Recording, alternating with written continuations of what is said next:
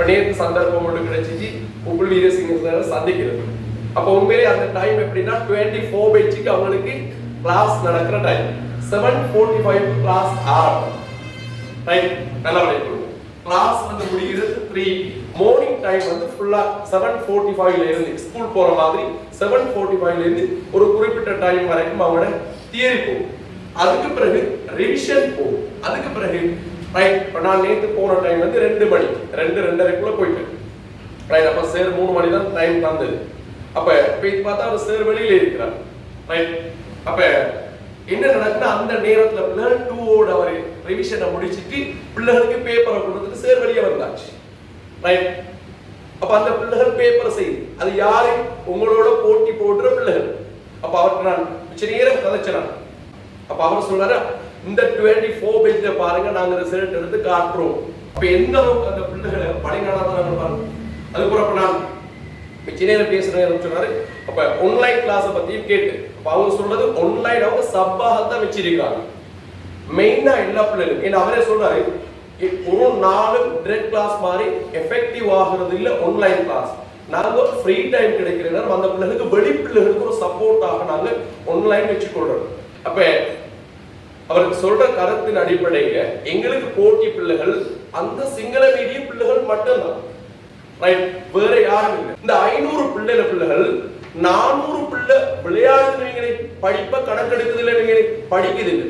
மற்ற 100 பிள்ளை போதும் பிள்ளைகள் அவரது சேல்ஸுக்கு போறது. கேண்டியை பொறுத்த வரல ரைட், ரேங்க் எடுக்கிறது 100-125 பிள்ளைகள் தான் எடுப்பாங்க. அப்ப அந்த 100 பிள்ளை படிச்சாலும் 400 பிள்ளை விளையாடுன்னு வச்சாலும் அந்த 100 பிள்ளை படிச்சாலும் அந்த 100 பிள்ளைக்கு தான் பிள்ளைகள் ரைட் இடம் கிடைக்க போகுது. நாங்க மேக்ஸிமம் ரீச் ஆக இருக்கிற டிஸ்ட்ரிக்ட் ரேங்க் 3, பிடெக்கும் அப்படித்தான், இடெக்கும் அப்படித்தான். இதே நீங்க சும்மா ஒப்பிட்டு பாருங்களேன், கேகோல் டிஸ்ட்ரிக்ட்லயும் இதே டீச்சர்ஸ் தான் படிப்பிக்கிறது. ஆனா கேகோல் டிஸ்ட்ரிக்ட்ல ரைட் டிஸ்ட்ரிக்ட் ஃபர்ஸ்ட் எடுத்திருக்கிறோம், செகண்ட் எடுத்திருக்கிறோம். ஆனா இங்க கேண்டியை பொறுத்த அப்படி எடுக்கலாம். என்ன காரணம்னா கேகோல் டிஸ்ட்ரிக்ட்ல சிங்கள மீடியம் பிள்ளைகள் குறைவு, கேண்டியில சிங்கள மீடியம் பிள்ளைகள் கூட.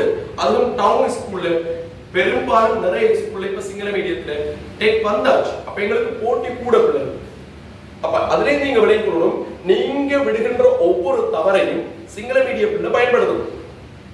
ரைட், அப்ப நீங்க கட்டாயம் படிச்சோம்.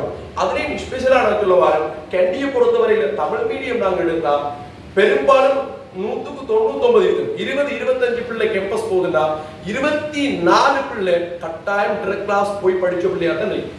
அதனால பிள்ளைகள் ஆன்லைன் கிளாஸ்ல படிக்கிற ஒரு பிள்ளைக்கு நீங்க யூனிவர்சிட்டி போக இடம் கொடுக்குறீங்கன்னா அதுல இருந்து விளைய கொடுங்க. நீங்க எந்த அளவு வீக்கான ஆள் டிரெக்ட் கிளாஸ் வந்து நீங்க படிக்க இல்லைன்றது. ஆகவே கொஞ்சம் உணர்ந்து நடங்க.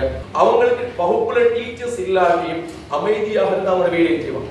எங்கட பிள்ளைகள் வகுப்புல டீச்சர்ஸ் இருந்தாலும் ஒரு நாள் அமைதியா இருக்க மாட்டேன், டீச்சர்ஸ் கணக்கெடுக்க மாட்டேன். இதுதான் எங்கட பிள்ளைகளுக்கும் அந்த பிள்ளைகளுக்கும் வித்தியாசம். அதனால பிள்ளைகள் எப்பவுமே நாங்க கல்வியில இந்த நாட்டில 2வது இடம் கூட எங்களுக்கு கிடைக்கக்கூடிய வாய்ப்பு இருக்காதுன்னு நான் நினைக்கிறேன். ஆகவே கொஞ்சம் புத்தியா படிங்க. நான் சொல்ற அறிவுரை, தமிழ் மீடிய கிளாஸுக்கு போக முந்தி சிங்கள மீடிய கிளாஸுக்கு போயிட்டு பார்த்துட்டு வர சொல்லுங்க. அதுக்கு பிறகாவது நீங்க விளங்கிக்கொண்டு அவங்களோட கிளாஸ் எப்படி நடக்குது